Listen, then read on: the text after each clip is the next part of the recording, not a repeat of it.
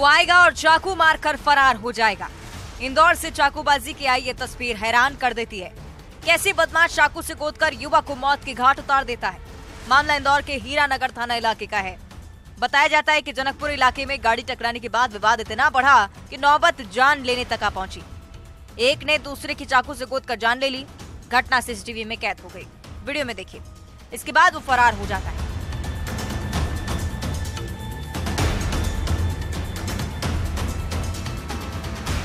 इधर हमले में लहूलुहान युवक की मौत हो जाती है। मिली जानकारी के मुताबिक मृतक पर भी चोरी और डकैती के आरोप हैं। हत्या जैसे कई संगीन मामले भी दर्ज हैं। बहरहाल पुलिस आरोपियों की तलाश करेगी।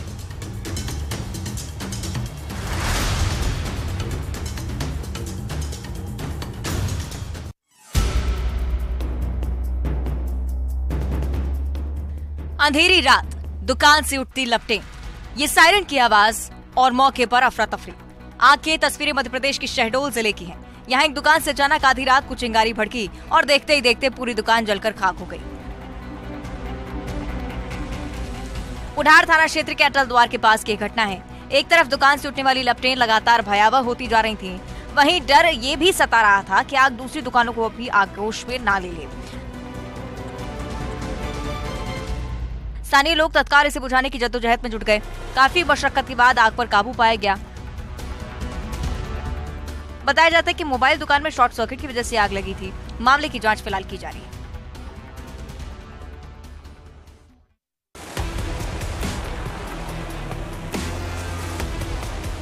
छत्तीसगढ़ में नक्सली ने एक बार फिर से आतंक का परिचय दिया है। सुकमा में नक्सली ने एक हाईवा को आग के हवाले कर दिया। इस आगजनी में हाईवा पूरी तरह से जलकर खाक हो गया। बताया जाता है कि प्रधानमंत्री सड़क योजना के तहत सड़क निर्माण का कार्य चल रहा था।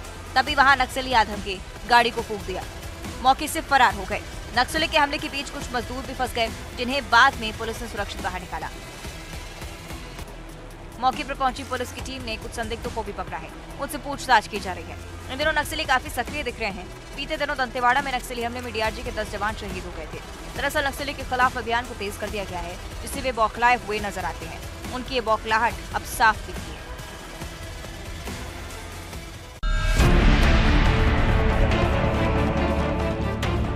कार की बोनट पर लटका एक शख्स को स्टंट नहीं कर रहा है, बल्कि इसे कार ने टक्कर मार दी है। फिर जब वो बोनट पर लटका तो ड्राइवर उसे काफी दूर तक घसीटते हुए ले गया।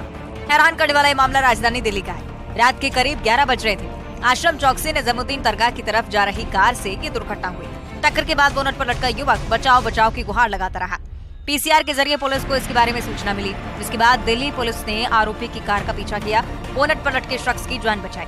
इसका वीडियो भी सोशल मीडिया पर खूब वायरल हो रहा है। पुलिस ने लापरवाही से गाड़ी चलाने का मामला दर्ज किया है।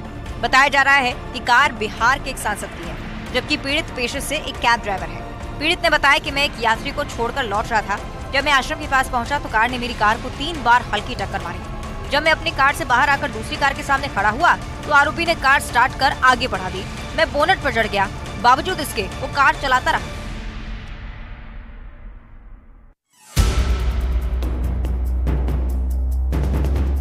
करीब 14 फीट लंबा एक किंग कोबरा कोरबा जिले के पसरखेत गांव में देखा गया, जिसके बाद ग्रामीणों में हड़कंप मच गया।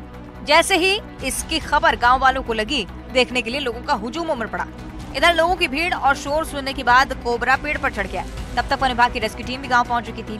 वाइल्ड लाइफ रेस्क्यू टीम अध्यक्ष जितेंद्र सारथी ने रेस्क्यू से पहले लोगों की भीड़ को वहां से काफी दूर किया। फिर ऑपरेशन शुरू किया गया। काफी मशक्कत और सावधानी के बाद किंग कोबरा को पकड़ा गया। जमीन पर विशालकाय कोबरा को फुफकारता हुआ देखकर लोग भाग खड़े हुए। रेस्क्यू टीम ने बड़ी ही सावधानी से बिस्तर को बोरे में बंद कर दिया और फिर पंचनामा की कार्रवाई के बाद उसे जंगल में छोड़ दिया गया। आपको बताते चलें कि कुछ दिन पहले भी कोरबा में विशालकाय किंग कोबरा मिला था। ऐसे में वन विभाग लोगों से सावधान रहने की भी अपील कर रहा है।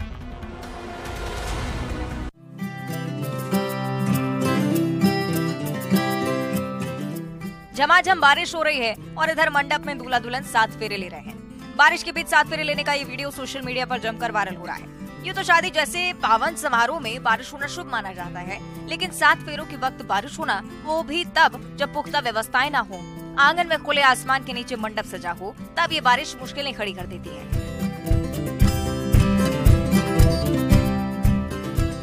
ये वीडियो भी इसी की बान की है। मुहूर्त ना निकले, लिहाजा बारिश के दौरान ही दूल्हा दुल्हन को 7 फेरे दिलवाए गए। आगे आगे दुल्हन, पीछे से छाता लगाए दूल्हा। दौरान आसपास मौजूद लोग हंसते हुए नजर आए। पंडित घर के अंदर से ही मंत्र पढ़ रहे थे। महिलाएं भी अंदर से ही गीत गाती नजर आ रही हैं। अनोखी शादी के इस वीडियो को सोशल मीडिया पर लोग खूब पसंद कर रहे हैं।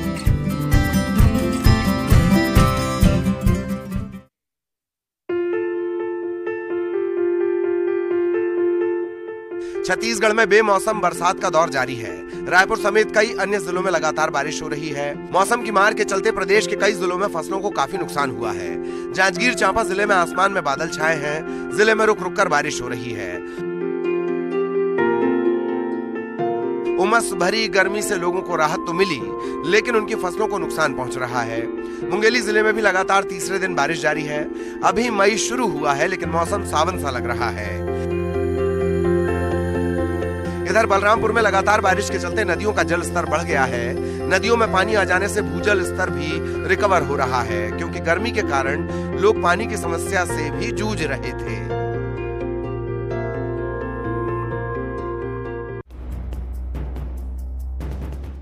तस्वीरें ना कश्मीर की हैं, ना हिमाचल की और ना ही किसी दूसरे पहाड़ी प्रदेश की। ये तस्वीरें हैं मध्य प्रदेश के सीहोर की।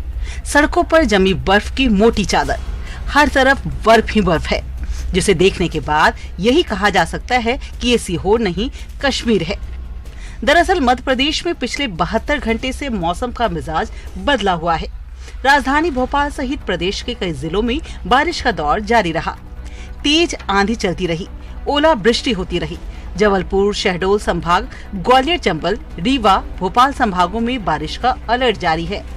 इस बीच सीहोर सहित प्रदेश के कई हिस्सों में जमकर बारिश और ओलावृष्टि हुई, जिसका आलम ये हुआ कि कई किलोमीटर तक सड़कों पर बर्फ की चादर बिछ गई। बताया जाता है कि यहाँ पिछले 4 दशक में पहली बार ऐसी बर्फबारी हुई, जब पहाड़ी प्रदेश से सीहोर को अलग समझ पाना मुश्किल लगने लगा। इधर इससे किसानों को भी काफी नुकसान हुआ है। आफत अभी और जारी रहेगी, क्योंकि मौसम विभाग ने कई जिलों के लिए अलर्ट जारी किया है।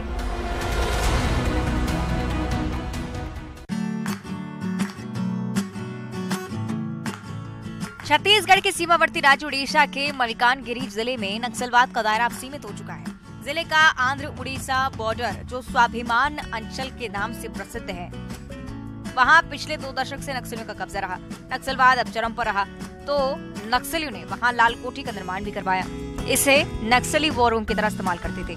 समय बदला और आज उसी वॉर रूम में शिक्षा की अलख जल रही है। पुलिस बच्चों को कंप्यूटर सहित तकनीकी शिक्षा दे रही है। नक्सलियों की हुकूमत थी, वहाँ अब शांति ही शांति है। लोग मुख्यधारा से जुड़ने लगे हैं। नए कंप्यूटर शिक्षा केंद्र में 5 कंप्यूटर्स हैं। प्रतिदिन सुबह यहाँ पर 30 छात्र कंप्यूटर सीखने के लिए आते हैं। एक कर्मचारी रोज बच्चों को कंप्यूटर की ट्रेनिंग भी देंगे। पुलिस ने बच्चों को Excel, MS Word, writing language, photo editing सहित अन्य तकनीक सिखाने की पहल की है। दक्षिण DIG राजेश पंडित और मलकानगिरी SP ने कंप्यूटर क्लासरूम का उद्घाटन करते हुए कहा कि शिक्षा से ही क्षेत्र में शांति बहाल हो सकती है।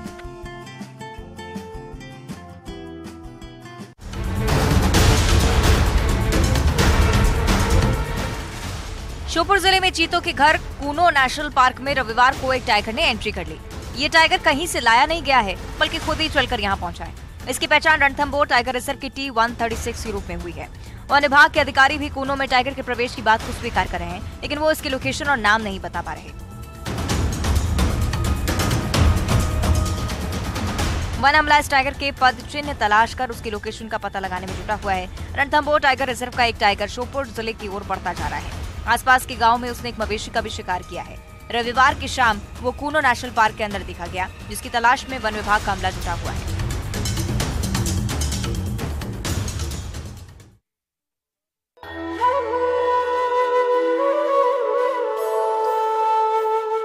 बॉलीवुड अभिनेत्री कंगना रनौत ने श्री दक्षिण काली मंदिर पहुंचकर पूजा अर्चना की। अभिनेत्री ने मां काली के दर्शन किए, गंगा घाट पर गंगा पूजन और आरती की। उन्होंने निरंजनी अखाड़े के आचार्य महामंडलेश्वर और श्री दक्षिण काली पीठाधीश्वर स्वामी कैलाश आनंद गिरी महाराज से आशीर्वाद ग्रहण किया। आध्यात्म के साथ देश के प्रमुख मुद्दों पर ही उन्होंने बयान रखे। साथ ही साथ देश की सुख समृद्धि की भी कामना की।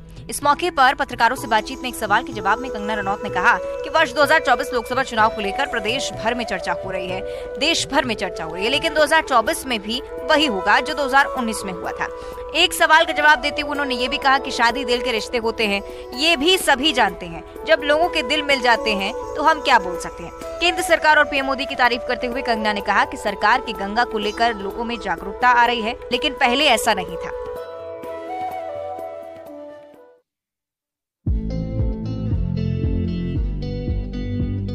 धमतरी के सीता नदी उदंती अभयारण्य में जल्द ही नए मेहमानों का आगमन होने वाला है। अभयारण्य में जल्द ही असम से लाए गए 4 मादा वन भैंसे शिफ्ट किए जाएंगे। वन भैंसों को फिलहाल नवापारा में रखा गया है, जहां से मेडिकल जांच के बाद उनको शिफ्ट किया जाएगा। असम से लाए गए वन भैंसे अगर यहां के तापमान में एडजस्ट कर गए तो भविष्य में और वन भैंसों को यहां पर लाया जा सकता है। आपको बताते चले कि सीता नदी वन्यजीव अभयारण्य एक प्रसिद्ध पर्यटक आकर्षण है, जो पूरे वर्ष वन्यजीव प्रेमियों द्वारा देखा जाता है। ये 556 किलोमीटर के क्षेत्र में फैला हुआ है। इसका नाम सीता नदी के नाम पर ही रखा गया है, जो इस अभयारण्य से निकलती है और देवकुंड के पास महानदी नदी में मिलती है। सीता नदी इसकी हरे भरे पेड़ पौधों और समृद्ध विविध जीव और मध्य भारत के बेहतरीन वन्यजीव स्थलों में से एक के रूप में उभरने की काफी संभावना है। इसे वन्यजीवों से समृद्ध करने की दिशा में लगातार कदम उठाए जा रहे हैं।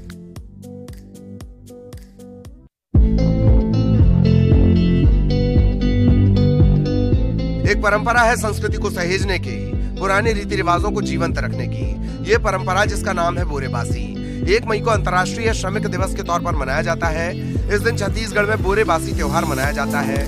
मुख्यमंत्री भूपेश बघेल के नेतृत्व में राज्य सरकार द्वारा छत्तीसगढ़ की संस्कृति, रीति रिवाज और खान पान को सहेजने के मकसद से बड़े पैमाने पर लोग इसका हिस्सा बनते हैं। बोरेबासी खाते हुए अपनी तस्वीरें भी सोशल मीडिया के जरिए अपने ट्विटर और फेसबुक पर अपलोड कर रहे हैं। दरअसल छत्तीसगढ़ के ग्रामीण अंचलों में घर घर में आमतौर पर लोग बासी भोजन करते हैं। बच्चों से लेकर बुजुर्ग तक बोरेबासी का सेवन करते हैं। इस ठेठ देहाती पारंपरिक व्यंजन को नई पहचान देने के लिए सरकार ने बड़ी भूमिका निभाई है।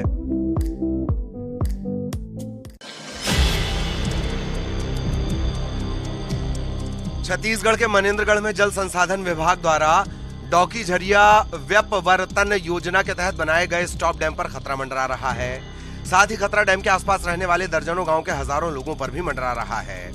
दरअसल 7 करोड़ रुपए की लागत से बनाए गए इस बांध की दीवार में दरार आ गई है। आप चौंक जाएंगे ये जानकर कि महज 9 महीने पहले ही इसका निर्माण हुआ है। ऐसी जर्जर दीवार की तस्वीर बड़ी लापरवाही की तरफ इशारा करती है। स्थानीय लोगों की शिकायत है कि डैम की गुणवत्ता के साथ समझौता किया गया, इसके चलते डैम में बड़ी दरार आ गई है। वहीं दरार से अब यह खतरा बढ़ गया है कि अगर भविष्य में समय रहते दरार को बंद नहीं किया गया तो डैम टूटने से कई गांव जलमग्न हो सकते हैं। आरोप ये भी है कि अधिकारियों ने ठेकेदार के साथ मिलकर गुणवत्ता के साथ खिलवाड़ किया, जिसका नतीजा अब डैम में आई दरार के रूप में नजर आ रहा है। वे बरसात से पहले इसे दुरुस्त करने की मांग कर रहे हैं।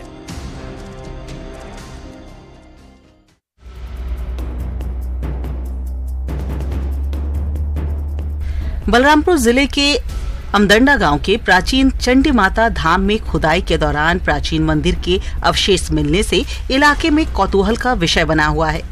वहीं जानकारी मिलते ही स्थानीय लोगों की भीड़ जुट गई। पुरातत्व विभाग के जानकार के अनुसार यह प्राचीन अवशेष 12वीं से 14वीं शताब्दी के बीच का हो सकता है। उन्होंने कहा कि बलरामपुर जिले के डीपाडी, बाबा छराज, कुंवरधाम एवं अन्य स्थानों पर भी प्राचीन अवशेष 12वीं से 14वीं शताब्दी के पाए गए हैं। यह भी अवशेष उसी समय का है। स्थानीय लोगों का मानना है कि पूर्वजों से इस स्थान पर पूजा अर्चना करते आ रहे हैं। यहाँ पर सभी की मनोकामनाएं पूर्ण होती हैं। वहीं आज धाम पर चबूतरा निर्माण का कार्य किया जाना था, जिसके लिए नींव की खुदाई का कार्य गाँव के लोगों के द्वारा किया जा रहा था। खुदाई के दौरान हनुमान जी की गदा, शिवलिंग, कई प्राचीन मंदिर के अवशेष मिले हैं, जिससे लोगों में और भी उत्साह, खुशी देखने को मिल रही है।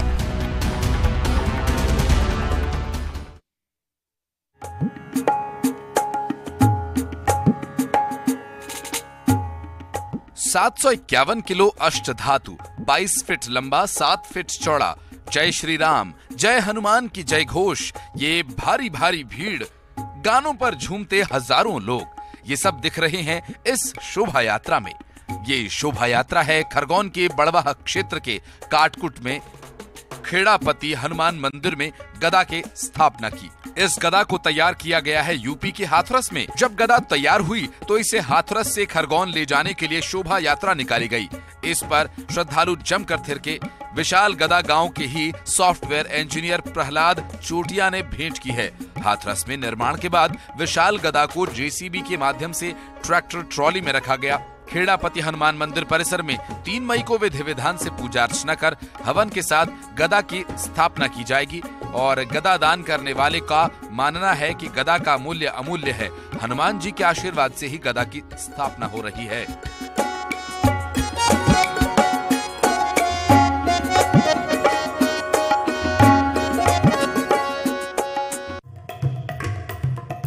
हिमाचल प्रदेश अपने खूबसूरत वादियों के लिए मशहूर तो है ही, अपनी उत्सव धर्मता के लिए भी विख्यात है।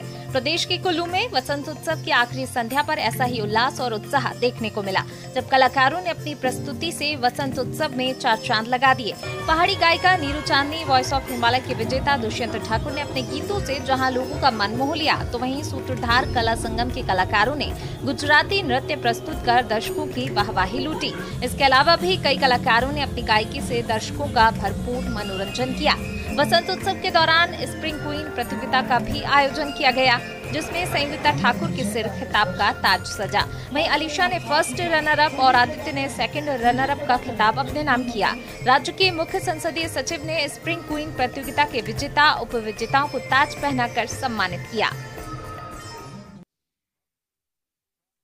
राजसमंद में रजवाड़ों का नगर देवगढ़ स्थापत्य कला का अद्वितीय उदाहरण है और ये कला और निखर उठी देवगढ़ महोत्सव में, जब राजमहल प्रांगण और बगीचों में नन्ही बच्चियों और महिलाओं ने मारी घूमर छे नखराली की धुन पर घूमर किया। चटक रंगों की राजपूती, राजस्थानी पोशाक और 16 श्रृंगार से सजी 250 से अधिक महिलाओं ने जब घूमर किया तो देखते ही बन रहा था।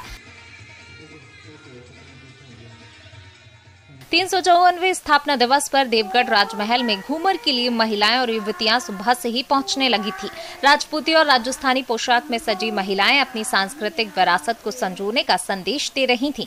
ओ मारी घूमर छे नखराली माँ घूमर रमवा महजास्या ओ राजरी घूमर रमवा महजास्या की आवाज जैसे ही सभी को सुनाई दी। सभी ने 10 मिनट तक अपनी पारंपरिक शैली में घूमर किया तो सभी देखने वाले देखते रह गए। नृत्य के बाद महिलाओं और युवतियों में राजमहल के साथ सेल्फी लेने का उत्साह नजर आया।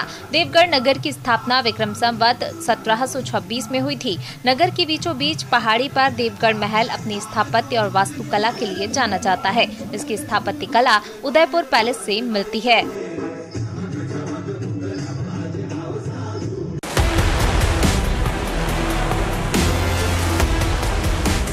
कैमरे की नजर से हम देख सकते हैं कि एक ट्रेन ट्रैक पर दौड़ रही है। रफ्तार भी तेज है, आगे कोई अवरोध नहीं, ट्रैक क्लियर नजर आता है, ट्रेन आगे बढ़ रही है। लेकिन चंद सेकंड्स के भीतर ही स्थिति बदल जाती है। जो ट्रैक कभी क्लियर दिख रहा था, वहां ट्रेन के लोको पायलट को अवरोध का आभास होता है। एक धुंधली सी छवि दिखती है, ऐसा लगता है मानो ट्रैक पर कुछ है। ट्रेन तब भी आगे बढ़ रही है। तभी हाथ में लाल कपड़ा लिए ट्रेन के लोको पायलट को आगाह करने की कोशिश करता है। वो लाल कपड़ा लहराता है, खतरे का संकेत देते हुए ट्रेन को रोकने की कोशिश करता है। ट्रेन उस शख्स को जैसे ही पीछे छोड़कर आगे निकलती है, सामने एक जेसीबी नजर आती है। यही वो अवरोध था जिसका आभास लोको पायलट को पहले ही हुआ था। लेकिन भला ये कौन सोच सकता है कि रेल की पटरियों के बीच जेसीबी मशीन खड़ी मिलेगी। ट्रेन का लोको पायलट आनन फानन में इमरजेंसी ब्रेक लगाता है। रफ्तार में दौड़ रही ट्रेन रुक जाती है।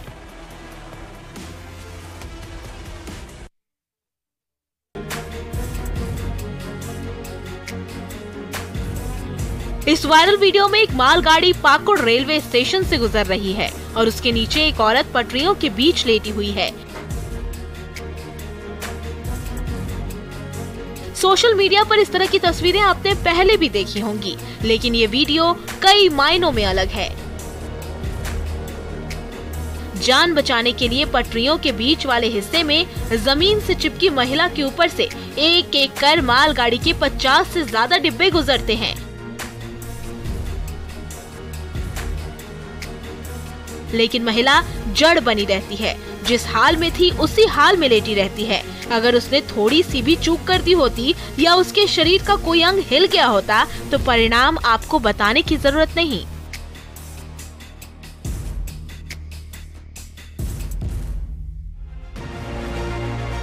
लेकिन किस्मत जब बुलंद हो तो काल की दाल नहीं गलती है। यहाँ भी यही हुआ। 50 से ज्यादा डिब्बों के गुजर जाने का इंतजार किसी भी क्षण मौत का कारण बन सकता है, लेकिन ऐसा हुआ नहीं। भाग्य की धनी ये महिला मालगाड़ी के गुजरते ही उठकर बैठ जाती है।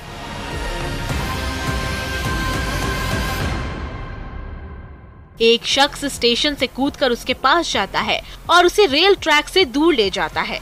दरअसल ये बुजुर्ग महिला पटरी पार करके दूसरी ओर जाना चाहती थी, लेकिन इसने ओवरब्रिज का सहारा नहीं लिया। वो सीधे रेल ट्रैक को पार करने लगी, लेकिन जैसे ही ये बुजुर्ग महिला पटरी पर उतरी, मालगाड़ी उसके लिए काल बनकर आ गई।